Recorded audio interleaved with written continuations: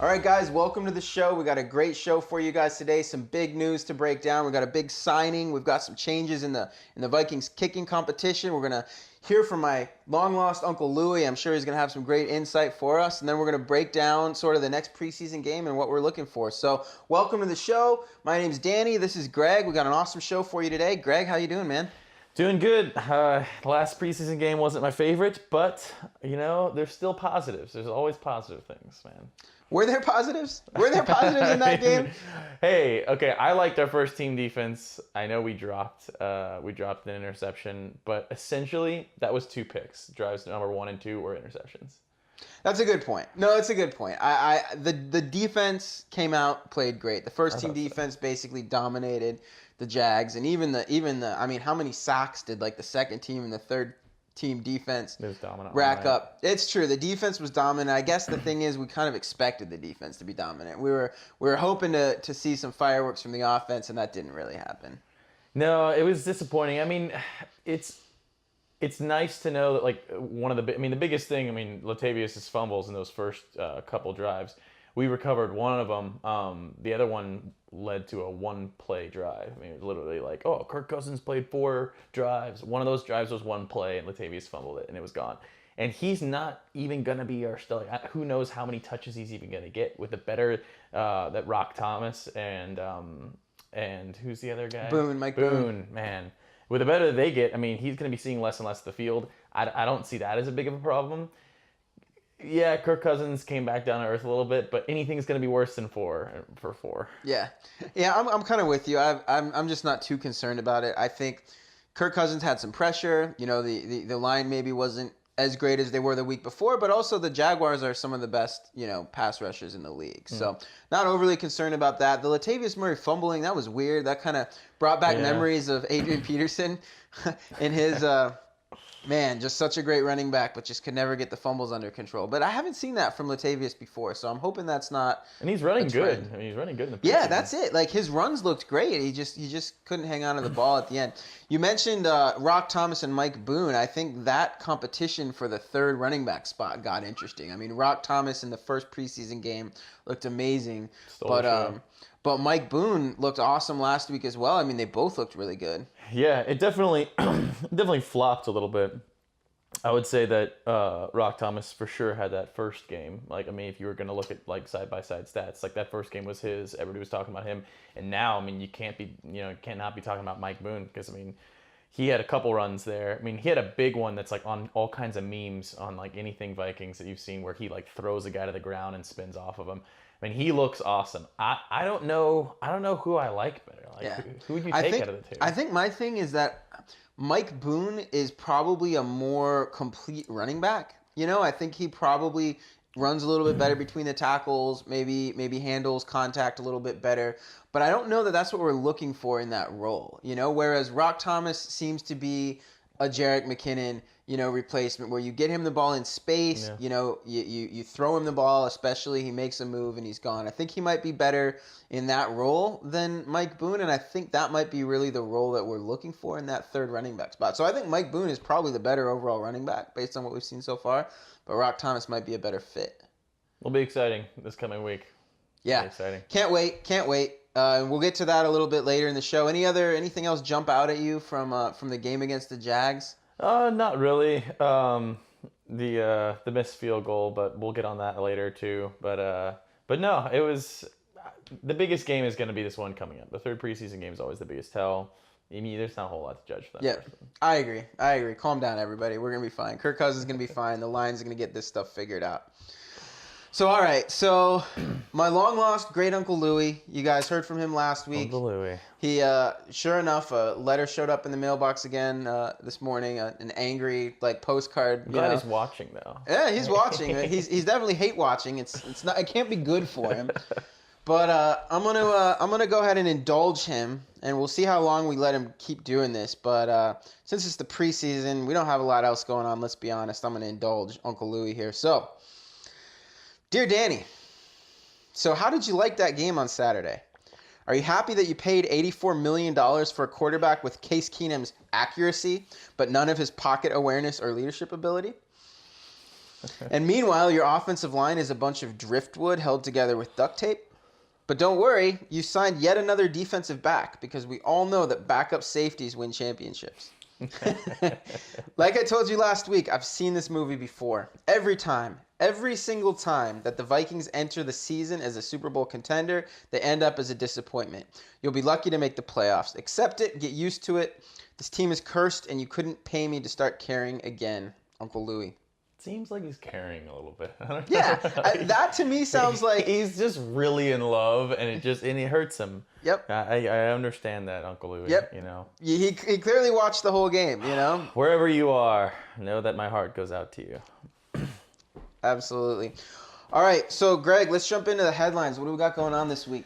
Yeah, well, first thing, most exciting thing just happened today. George Iloka. What do you think about, one, him, and two, how we're going to use him? Crazy. I mean, when he got cut 2 days ago, and immediately the Vikings message boards lit up, and everybody's like, "Oh, we're going to sign George Iloka. He played for Zimmer in the past, and great safety." And I was like, "There's no way we're going to sign him. Like, we're stacked at safety, and we don't really have."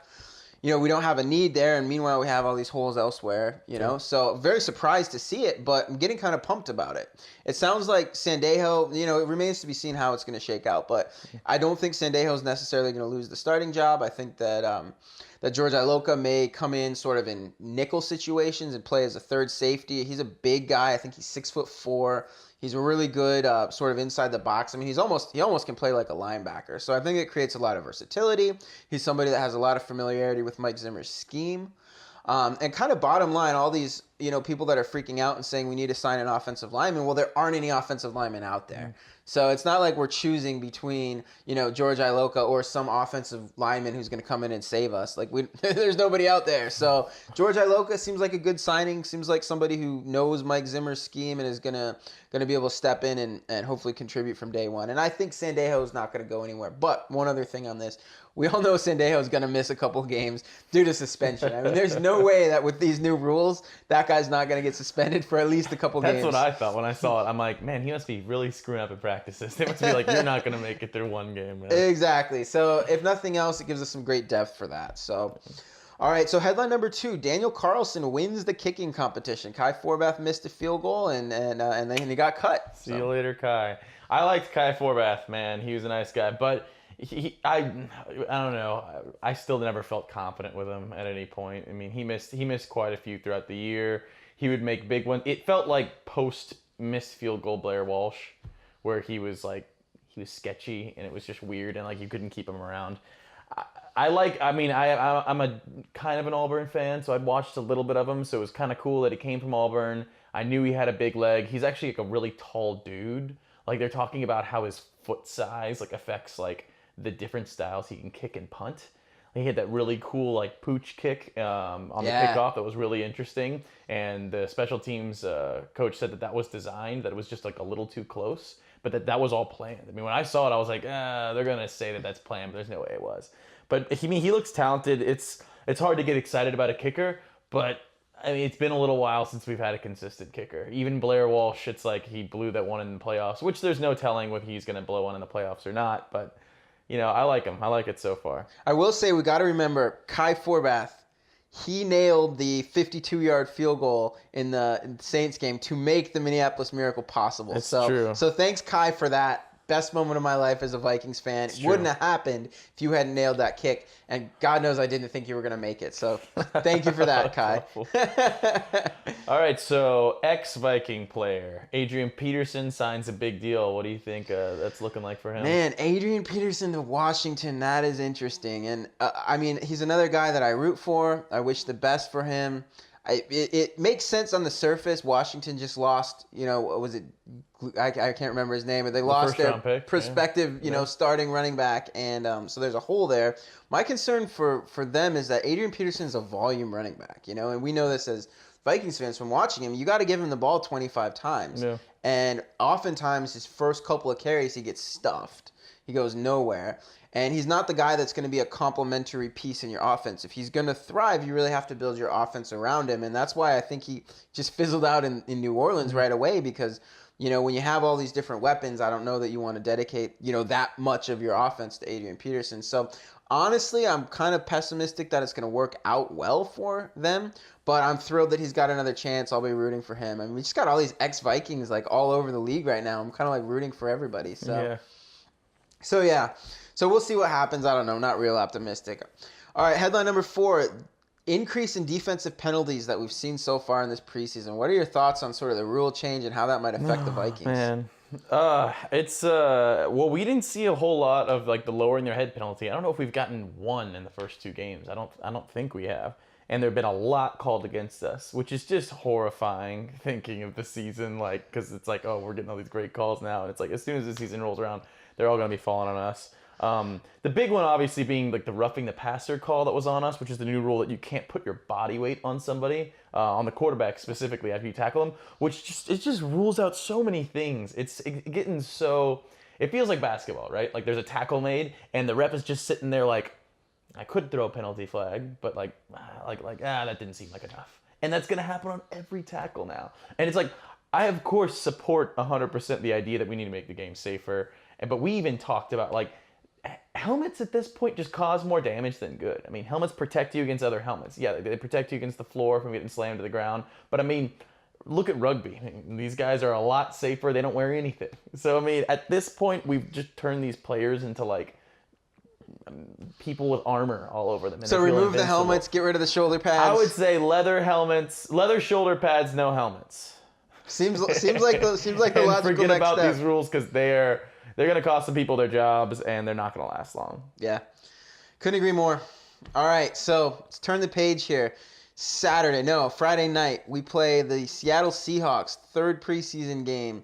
And this is the one that really counts, right? We should see our starters for the entire first half, hopefully into the 3rd quarter. What are you expecting? What are you hoping to see? This is really exciting because we play Seattle this year. Right. And it's a pretty big game. It's late in the season. It's in Seattle. Like, I think it's going to be really cool to get a chance to play against them. I think defenses benefit way more from the second game than offenses do. And the fact that we're a defensive-minded team, I just think that Zimmer can do such a good job of getting a look at them. And, I mean, it's not like it's the 3rd preseason game. Yeah, we're not going to see any kind of trick plays or anything, but we'll get a good look at them. Super excited that we got the running backs in the backfield. That's something to look for. I'm excited to see if Rock Thomas can outplay Boone this game. Carlson, now that he's kicking, strictly, it'd be fun to see us get into some like deeper situations, maybe a situation that's a little more clutch that requires a little more, gusto from him or something.